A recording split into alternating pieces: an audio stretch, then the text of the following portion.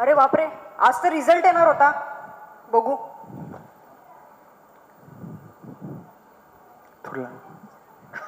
फक्त 23 लोक सिलेक्ट झाले.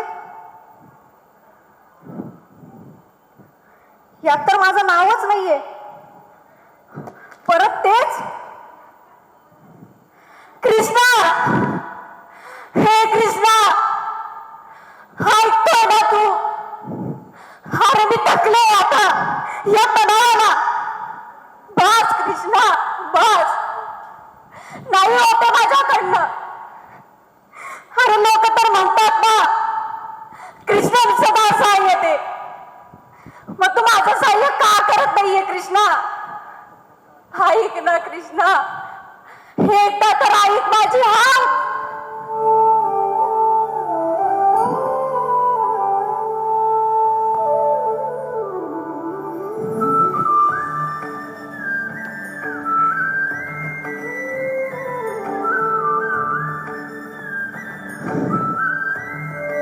काय सखे, बसलीस का? हो, मग आता कामच काय राहिलं मला. बर. कृष्णा तू हो, आलास तर यावंच लागतं.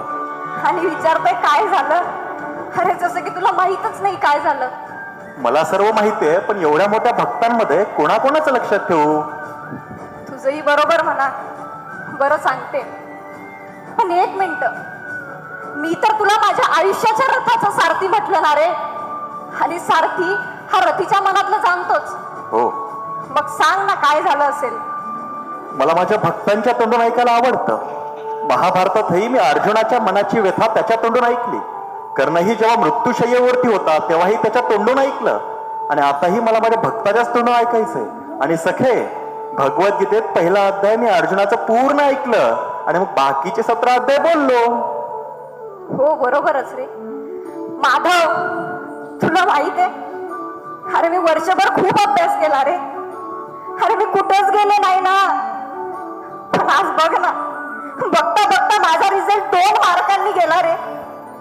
घरी माझे आई बाबा माझी यशस्वी होण्याची वाट बघताय. मी काय सांगू माधव त्यांना? अरे मी काय सांगू? घरी प्रॉब्लेम, बाहेर प्रॉब्लेम, जिथं जाईल तिथं प्रॉब्लेम आहे रे. बस नाही होते माधव माझ्याकडनं. आणि तू हे सगळं माझ्याच आयुष्यात काय टाकलं माधव? अरे माझ्याच वाटेला काय इतके दुःख? सांगतो. हाच प्रश्न मला कर्णाने त्याच्या शेवटच्या क्षणी विचारला होता. हे माधवा, हे सगळं दुःख माझ्याच वाटेला का? त्यावेळेस त्याला जे उत्तर दिलं ना, तेच उत्तर तुलाही देतो. कर्ण? हो. मग त्याला मी सांगितलं होतं, हे सगळं तुझ्याच वाट्याला आलं कारण तू विशेष आहेस. आणि विशेष लोकांच्या परीक्षाही विशेष असतात. म्हणजे तर मी स्वतःला विशेष समजावं? हो. पण माधव, मला एक चिंता आहे रे. मी यशस्वी होईल का? मला पोस्ट मिळेल का? आणि कधी? कर्म करत राहा. ते कर्मांना अधिकार असते, महाफलेषु कदाचन. मला नाही ऐकायचं आता. मग सखे, तुला ऐकायचं काहीये? भगवद्गीतेतला सर्वात महत्वाचा श्लोक तुला ऐकायचा नाहीये? मी भगवद्गीतेत म्हटलं होतं 2ऱ्या अध्यायात 47व्या श्लोकात की कर्मण्येवाधिकार असते महाफलेषु कदाचन मा कर्म फल हेतुर्भुर माते शंगोस्थ कर्म. मी असं का म्हटलं होतं माहितीये सखे? का? कर्म करण्याचा तुला अधिकार आहे, पण फळावरती अपेक्षा तू ठेवू नकोस. का फळावरती अपेक्षा ठेवायची नाही माहितीये? जर तू फळाची अपेक्षा करशील तर तुझ्या डोक्यात तेच विचार चालू राहतील. मला फळ मिळेल का, मला फळ मिळेल का, मला फळ मिळेल का. आणि याच्यामुळे तुझ्या कर्मावरती तुझं मन एकाग्र नाही होणार. आता बघ ना, तू अभ्यास करतेस. अभ्यास करताना तुझं काम आहे अभ्यासच करणे. मला पोस्ट भेटेल का, मला पोस्ट भेटेल का, हा विचार करशील तर मन एकाग्र नाही होणार अभ्यासावर. आणि परिणामी शेवटी अपयश येईल. आणि बघ ना सखे, जी माणसं कर्मफळाची अपेक्षा करत नाहीत ना, ती कर्मयोगी असतात. जसं की तुमचे मास्तर, तुमचे अतिथी, तुमचे डोनर, ही सगळी माणसं कर्मयोगी आहेत. कारण ह्या माणसांमुळे आपण उभे आहोत. आणि म्हणून त्यांना कर्मयोगी म्हटलं जातं. बरोबर बोललास माधव. पण माधव, तुला एक सांगू? हो. या यशस्वी होण्याच्या मार्गात माझी कित्येक लोक मागं सुटली रे. आणि आता मला माझं असं कोणी राहिलं नाही. बघ ना, या जगात आणि आज या गर्दीतही मला माझं असं कोणी नाही. एकटे पडले रे. वेडे, मी कशाला आहे? माझं स्मरण कर, मी हाजीर. पण तू असतोस कुठे? मी असतो कुठे? तू माझी भगवद्गीता नाही वाचली ना. मी भगवद्गीतेत सांगितलं होतं 15व्या अध्यायात की सर्वस्य चाहाम हृदसन्न विष्टो मतः स्मृती ज्ञान मपोहणंच वैदेश्च सर्वे रहमेव वेद्यो वेदांत कृतवेद विदेह चाहम. तुझ्या हृदयावर हात ठेव. नाही जाणवलं ना? आता अर्थ सांगतो. मी सांगितलं होतं मी सर्वांच्या हृदयात स्थित आहे. मला तिथं शोधा. तुम्ही माणसं तिथं शोधण्यात मला अपयशी ठरलात. बरोबर. पण माधव, असं मी दरवेळी अडचणीत असताना तू येशील का रे? येईल ना. आता तू मला हाक मारली मी आलोच. पण दरवेळेस मी कृष्णच बोलणं असं नाही. कधी कधी कधी मास्तर बनून येऊ शकतो, कधी कधी मित्र बनून येऊ शकतो, कधी कधी डोनर बनून येऊ शकतो, कधी कधी स्टाफ म्हणून येऊ शकतो. हो, बरोबर बोलला. माधव, तुला एक प्रश्न विचारू? बस ना, मला फक्त वाट पाहत आहेत माझी. एक प्रश्न ना? चालेल.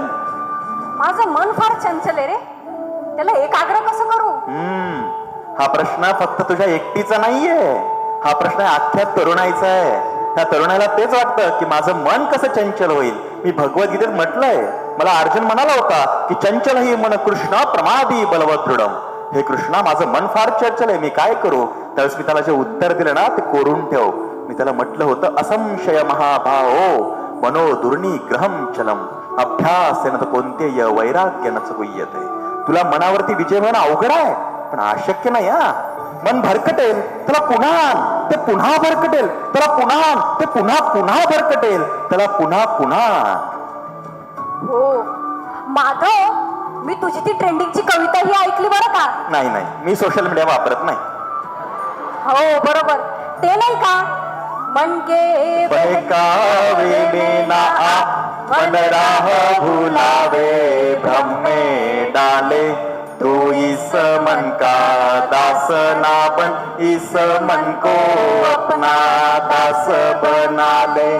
तू इस मन का दास ना बन, इस मन को अपना दास बना ले. वा, तुझा आवाज फार गोड आहे.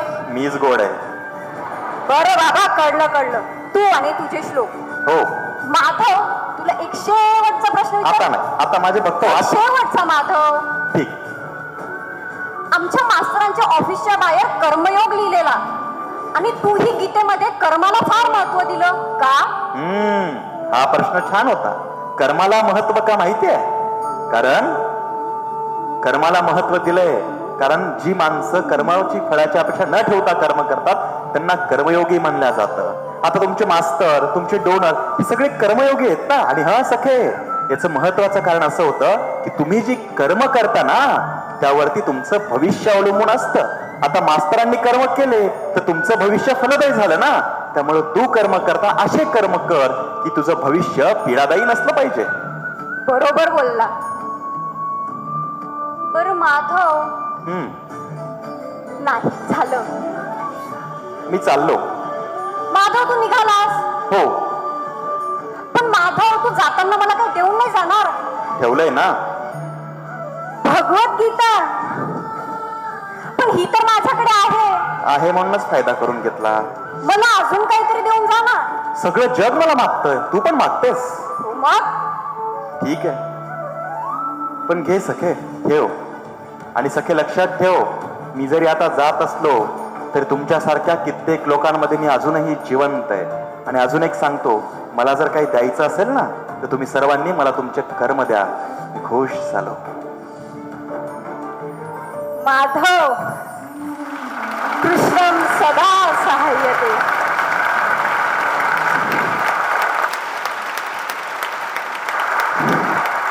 आमचं नाटक हे समस्त स्पर्धा परीक्षा करणाऱ्या विद्यार्थ्यांना समर्पित आहे. राधे राधे.